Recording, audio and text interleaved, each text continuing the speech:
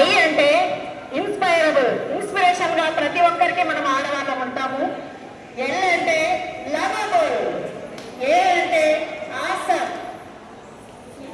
మహిళలందరూ ఒక గృహిణిగా ఉంటూ భర్తకు, అటు పిల్లలకు, ఇటు పెద్దలకు, అత్తామామలకు, తల్లిదండ్రులకు ఎంతో తేదోడు వాదోడు కావంటూ అన్ని విషయాలలో చూసుకుంటూ, అంతేకాకుండా తన కెరియర్ లో కూడా ఎన్నో రంగాల్లో వినియోగిస్తూ ఎన్నో విజయాలు సాధిస్తున్నారండి.